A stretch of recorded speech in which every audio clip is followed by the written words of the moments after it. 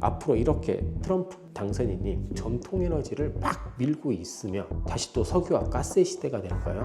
저는 그렇게 생각하지 않습니다. 결국 트럼프 2기 수소가 태동하고 수소 시대가 열리는 그런 시기가 되지 않을까라는 생각이 듭니다. 왜 제가 이렇게 생각을 하냐면요, 20세기 초 텍사스에서 석유 붐이 일어나면서 석유 산업이 굉장히 급성장하게 됐습니다.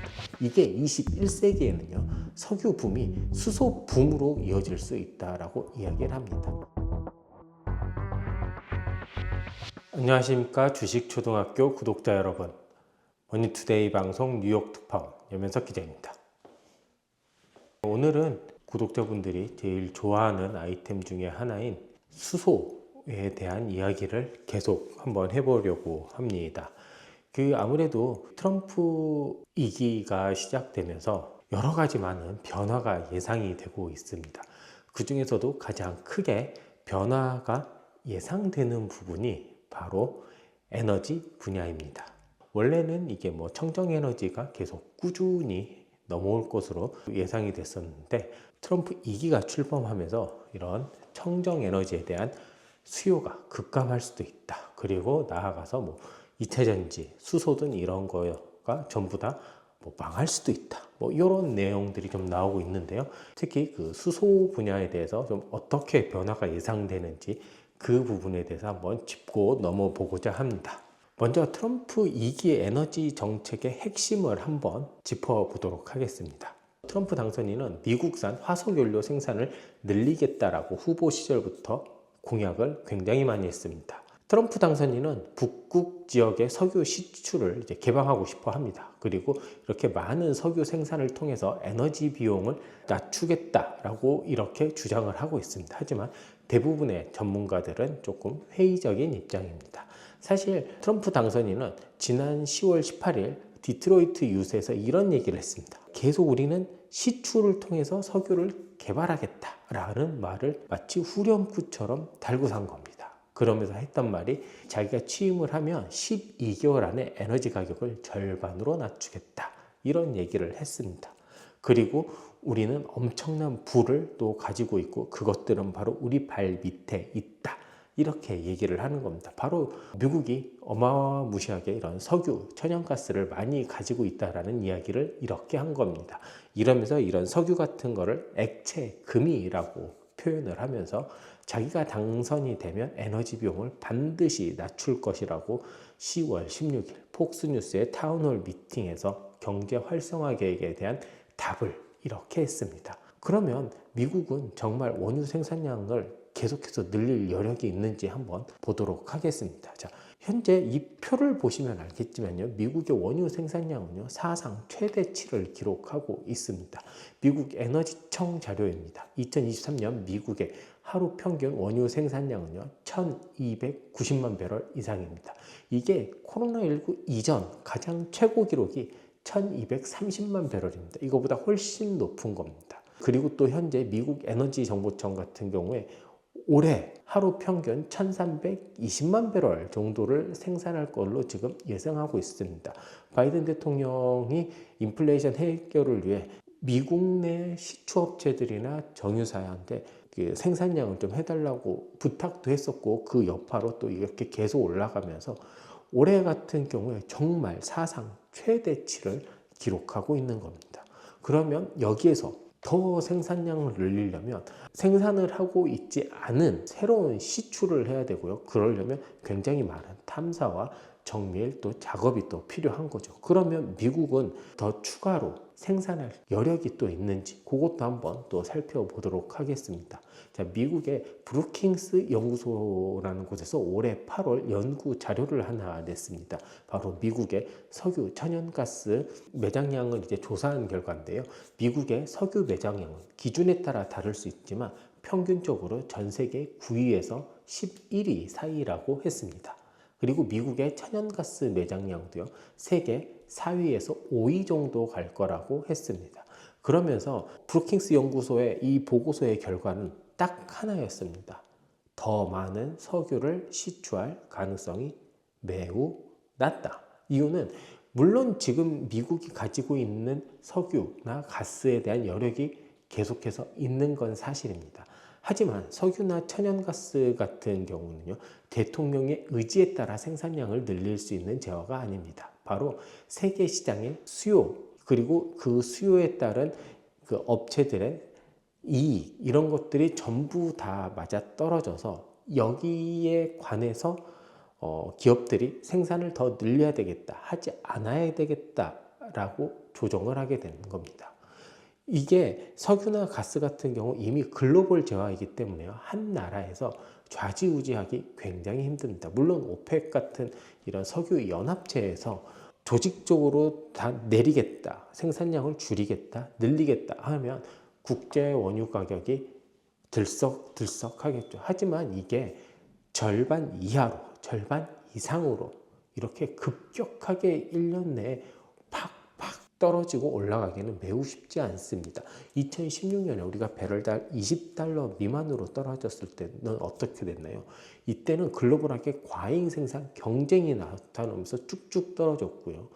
코로나19 초창기 때는요, 락다운이 전 세계적으로 이루어지면서 생산량이 급격하게 줄면서 석유 가격이 확 떨어졌습니다. 이렇게 되게 드문 경우가 아니고서는 이게 글로벌 석유, 글로벌 가스 가격을 조절하기 어렵다라는 얘기인 겁니다. 그리고 또 하나, 미국은요, 다른 나라처럼 석유, 가스가 국영이 아닙니다. 다 민간 회사이기 때문에 그 기업들이 생산량을 자체적으로 결정을 하게 됩니다. 물론 정부에서 이렇게 해달라, 저렇게 해달라 요청은 할 수 있겠지만 이거 자체를 막 이렇게 해야 된다, 저렇게 강제로 하기 힘들다라는 거죠. 그리고 만약에 미국 기업들이 설사 가격을, 생산량을 급증시킨다고 해도 석유와 가스는 앞서 말씀드린 것처럼 글로벌 상품이 이미 됐습니다. 그렇기 때문에 미국에서 이렇게 생산량이 높아지면 결국 다른 나라의 생산 업체들한테도 영향을 주게 됩니다. 그러면 미국 생산업체와 다른 나라 생산업체들 간에 서로 또 글로벌 경쟁이 일어나게 되겠죠. 그러면 결국 비용을 많이 지불하는 그런 기업들 순으로 먼저 망하게 되고요. 이렇게 망하다 보면 이건 다시 또 공급 감소로 이어질 가능성이 큽니다. 이 때문에 단기적으로는 효과가 좀 있을 수는 있겠지만 중장기적으로 시장은 다시 정상적으로 돌아갈 가능성이 크다는 게 대체적인 전문가들의 의견입니다. 그렇다면 앞으로 이렇게 트럼프 당선인이 전통에너지를 막 밀고 있으면 어떻게 될까요? 그러면 뭐 앞으로 4년은 다시 또 석유와 가스의 시대가 될까요? 저는 그렇게 생각하지 않습니다. 그렇다면 뭐 원자력의 시대가 될까요? 그렇게도 생각하지 않습니다. 저는 결국 트럼프 2기 2025년부터 2029년까지는 왠지 수소가 태동하고 수소시대가 열리는 그런 시기가 되지 않을까라는 생각이 듭니다. 왜 제가 이렇게 생각을 하냐면요, 트럼프가 바이든 정부의 에너지 정책 중 거부하는 것이 대부분 재생에너지 부분입니다. 그리고 원자력 같은 경우는 직접 육성하겠다라고 밝혔습니다. 물론 수소에 대한 이야기도 그렇게 엄청나게 우호적이진 않습니다. 하지만 우리가 여기에서 주목해 봐야 될 거거든요. 트럼프 당선인이 선거 운동할 때 가장 강조했었던 게 미국의 제조, 그 다음에 미국의 일자리 창출입니다. 그런데 이 미국의 일자리 창출과 미국 제조업이요, 어떤 것과 굉장히 유사하냐면요, 미국 현 정부가 수소 산업을 발전시키려고 하는 H2 허브라는 게 있는데, 수소 허브, 이 자금 조달과 굉장히 구조가 일치를 합니다. 그 다음에 이 수소 허브가요, 대부분 이번 선거에서 공화당, 그리고 공화당으로 바뀐 주들이 대부분 위치를 하고 있습니다. 그렇기 때문에 이 H2 허브의 그 자금이 거의 한 80억 달러 정도 되는데요.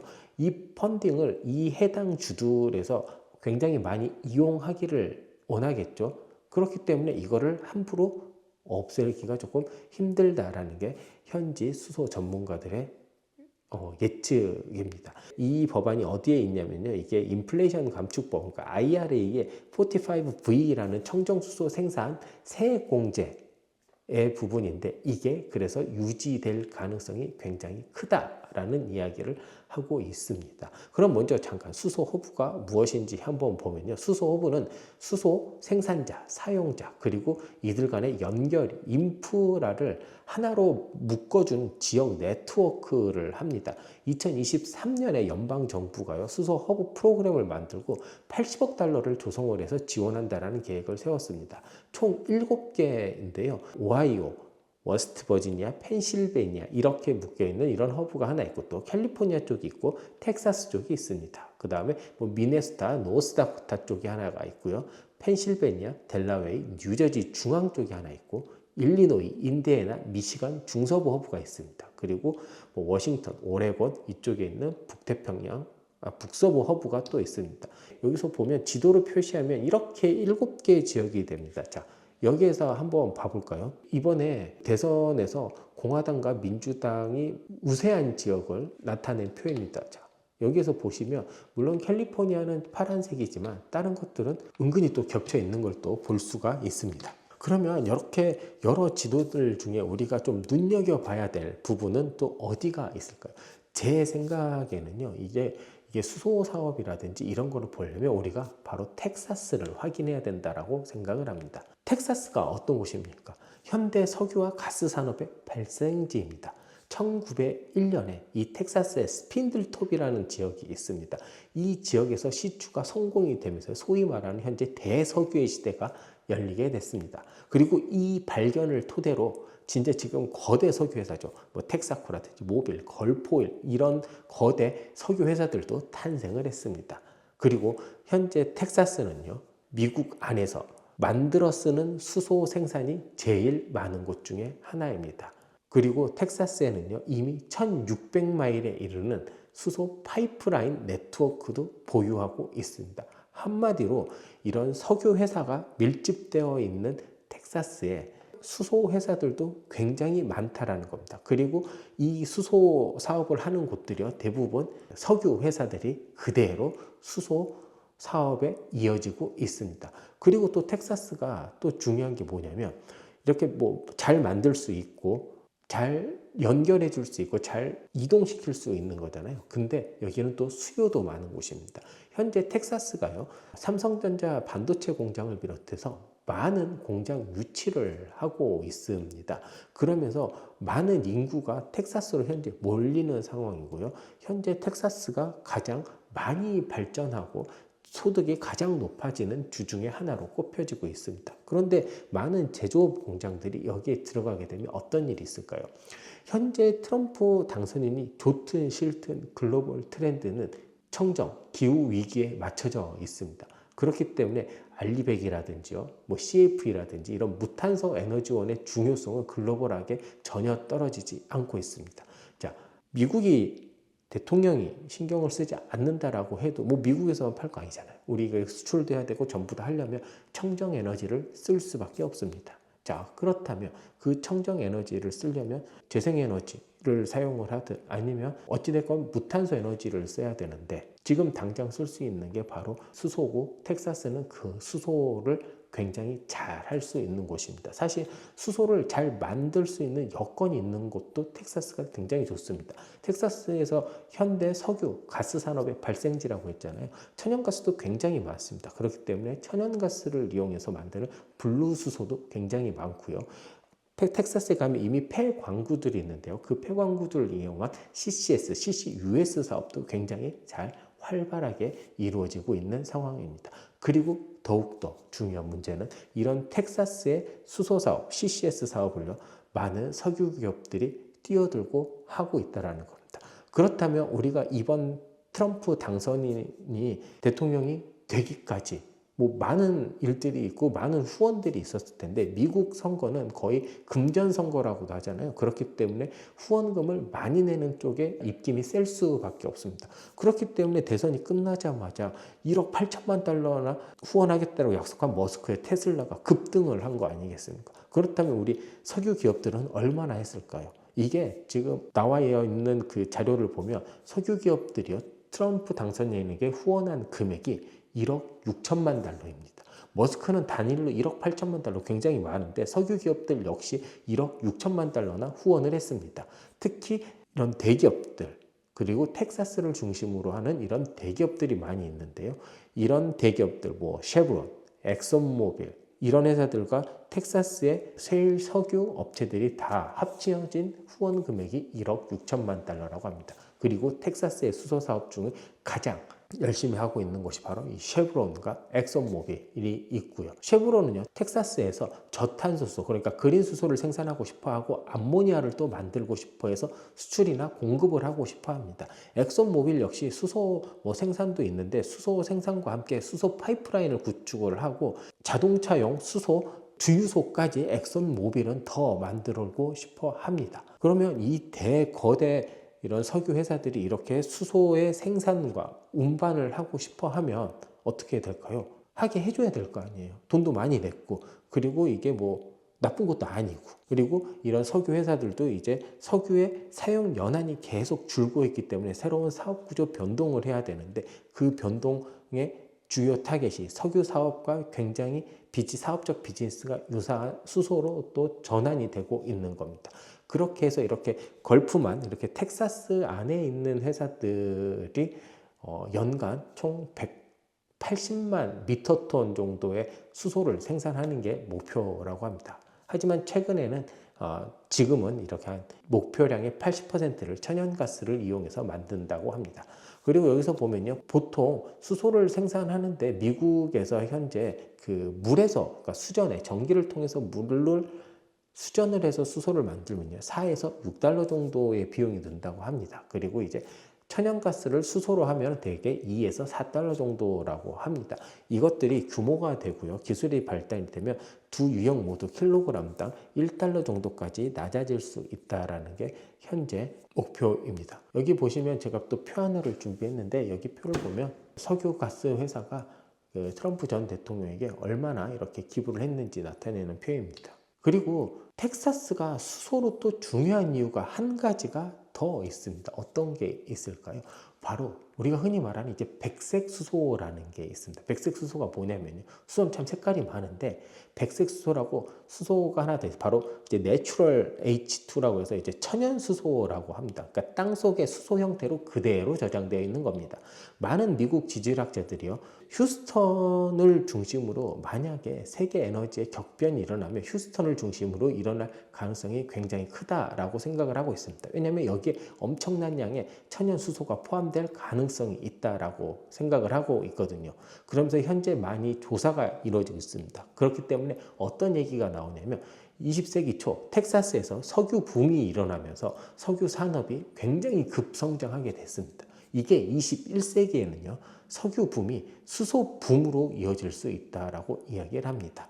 그리고 현재 텍사스의 여러 지질학적인, 그리고 현재 텍사스에서는요, 미국 최초로 천연 수소 우물이, 그러니까 천연 수소 유정은 아니고 천연 수소가 이렇게 뭉쳐진 이 곳이 발견될 가능성이 굉장히 크다라는 보도도 잇따라 나오고 있습니다. 대표적인 회사 두 개만 말씀드리면요, 맥스파워 마이닝 코퍼레이션과 라렌 엔지니어링 회사가 있는데요, 여기 맥스파워 마이닝은요, 상장사입니다. 한번 관심 있으시면 한번 좀 봐보셔도 좋을 것 같습니다. 이 회사가요, 텍사스주 전체에 대한 포괄적인 천연수소 연구를 시작하고 있고요. 만약에 그것까지 발견이 되면 아마 개발까지 할 가능성이 굉장히 큰 회사로 보이고 있습니다. 여기에서 하나만 더 말씀을 드릴게요. 대부분 지질학자들이 이런 얘기를 하고 있습니다. 자, 석유가 있는 곳에서는 수소가 매장될 가능성이 굉장히 낮습니다. 하지만